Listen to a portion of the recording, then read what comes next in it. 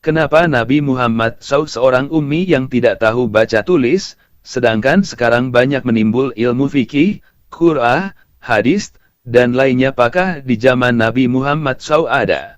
Pada diskursus mengenai autentisitas dan evolusi intelektual Islam, dari sudut pandang kritikus ekstrem, skeptis, maupun sejarawan revisionis, seperti kalangan orientalis radikal, status ummi Nabi Muhammad dan kemunculan ilmu-ilmu keislaman yang kompleks di kemudian hari dianggap sebagai sebuah fenomena sosiopolitik yang menarik.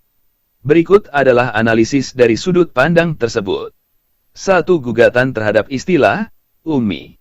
Kritikus ekstrem sering mempertanyakan apakah istilah ummi benar-benar berarti tidak bisa baca tulis.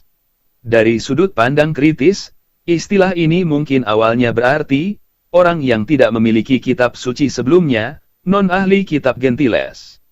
Mereka berpendapat bahwa narasi tidak bisa baca tulis sengaja dipertegas oleh generasi Muslim setelahnya untuk memperkuat klaim bahwa Al-Quran adalah mukjizat murni yang mustahil ditulis oleh manusia, sehingga menghilangkan kemungkinan bahwa Nabi melakukan studi literatur atas teks-teks Yahudi dan Kristen yang sudah ada. 2. Islam sebagai tradisi lisan yang dibukukan belakangan.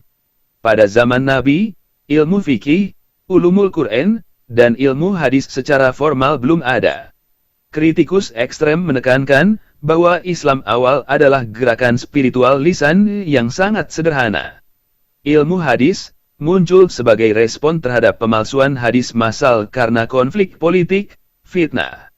Kritikus berpendapat bahwa metode sanad dikembangkan jauh setelah Nabi wafat untuk memberikan legitimasi hukum pada kebijakan-kebijakan penguasa dinasti Umayyah dan Abbasiyah. Fikih merupakan hasil ijtihad manusia, para imam mazhab, yang mencoba mengontekstualisasikan ajaran lisan ke dalam sistem hukum formal 100-200 tahun setelah wafatnya Nabi. 3. Kritik atas anakronisme ilmu keislaman. Kritikus berpendapat bahwa umat Islam sering terjebak dalam anakronisme, yaitu membayangkan bahwa di zaman Nabi sudah ada tatanan hukum sistematis seperti yang kita lihat sekarang.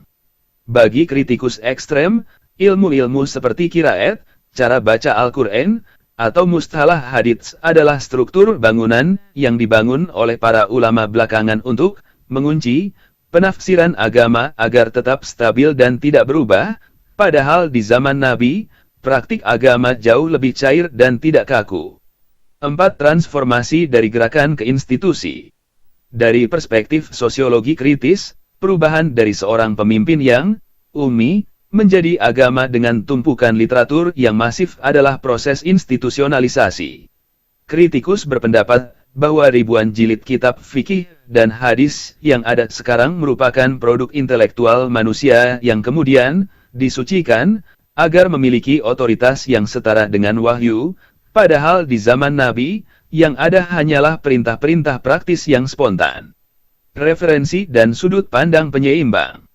Untuk memahami bagaimana ilmu ini terbentuk secara historis, para ahli merujuk pada Ignaz Goldziher, Muslim Studies, seorang orientalis yang berpendapat bahwa banyak hadis merupakan refleksi dari perdebatan hukum dan politik 2 abad pertama Hijriah, bukan kata-kata asli Nabi. Joseph H.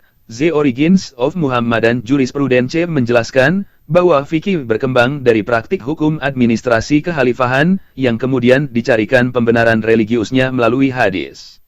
Al-Syatibi, Al-Muwafakat ulama klasik ini mengakui bahwa syariat Islam diturunkan dalam konteks masyarakat ummi, tidak bertele-tele, namun kebutuhan zaman meniscayakan adanya ilmu-ilmu sistematis untuk menjaga agar esensi ajaran tidak hilang.